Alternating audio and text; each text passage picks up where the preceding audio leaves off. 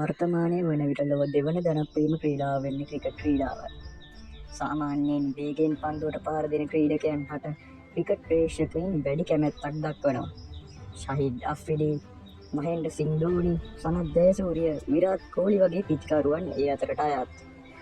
දිනෙන් දින අලුත් වන තාක්ෂණය සමග ක්‍රීඩකයින් එල්ල කරන හයේ පහරවල්වල දුර මැනීමට හැකියාව ඇති ක්‍රමවේද බිහි වී තිබෙනවා.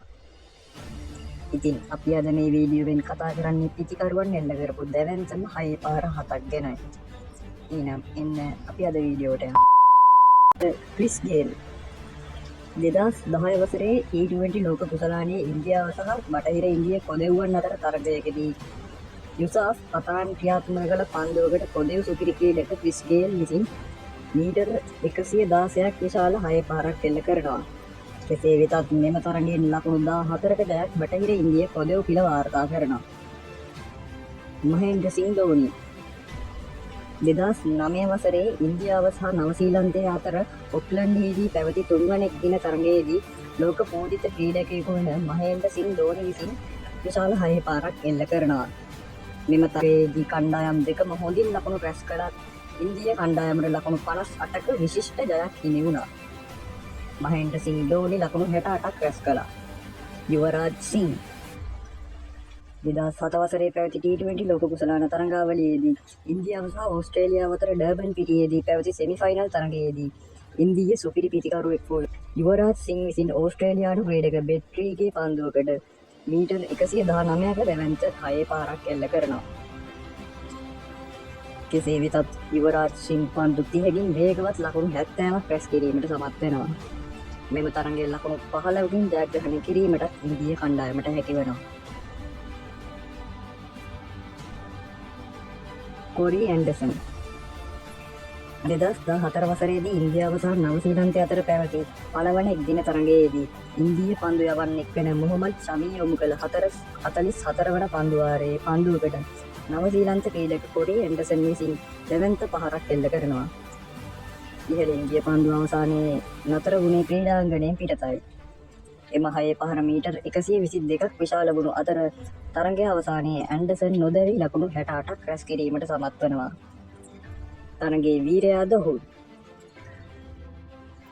මාටින් ගප්ටිල් 2012 වසරේ නවසීලන්තය සහ දකුණු අප්‍රිකාව අතර පැවති තරගයකදී 6 වන පන්දුවාරයේ ක්‍රියාත්මක කළ දකුණු අප්‍රිකානු ක්‍රීඩක ලොන්වබෝගේ පන්දුවකට නවසීලන්ත ක්‍රීඩක මාටින් ගප්ටිල් විසින් මීටර් 127ක් විශාල හයේ පාරක් එල්ල කරනවා.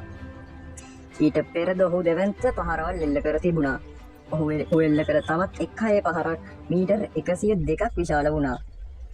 කෙසේ වෙතත් එම තරගයේදී හොඳින් ක්‍රියාත්මක වූ ඔහු ලකුණු 78ක් රැස් කළ අතර නවසීලන්තයට කඩලු 6ක ජයක් හිමි වුණා.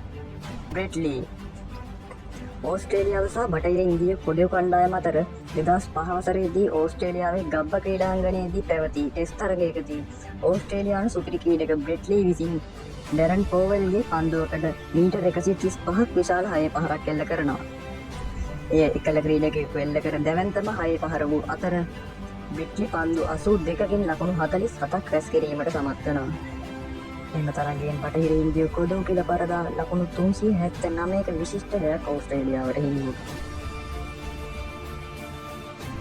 ෂහීඩ් අෆ්රිඩි 2013 වසරේ මාර්තු 17 වන දින පාකිස්තානය සහ දකුණු අප්‍රිකාව අතර පැවති තුන්වන එක්දින තරගයේ ජොහැන්නස්බර්ග්දී පැවැත්වුණා.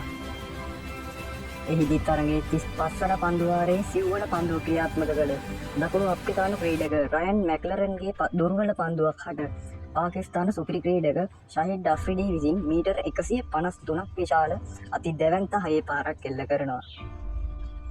වේගයෙන් ඇදුණු මේ පන්දුව ජොහැනස්බර්ග් ක්‍රීඩා පිටින් ඉවතටම විසිරී ගියා.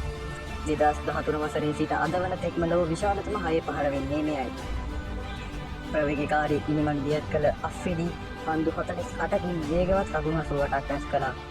කෙසේ වෙතත් අෆ්රිඩිගේ මේ ඉනිම තරගයේ ජයග්‍රහණයට ප්‍රමාණවත් වුණේ නැති අතර තරගයෙන් ලකුණු 34ක ජයක් අප්‍රිකාව වාර්තා කරා. ඉතින් අපි අද මේ වීඩියෝවෙන් කතා කරේ ලොව විශාලතම හයේ පාර 7ක් ගැනයි. වීඩියෝ එක හොඳයි කියලා හිතනවා නම් වීඩියෝට ලයික් එකක් දාන්න. අදට ගිහින් එන්න. ඔබට සුබ දවසක්.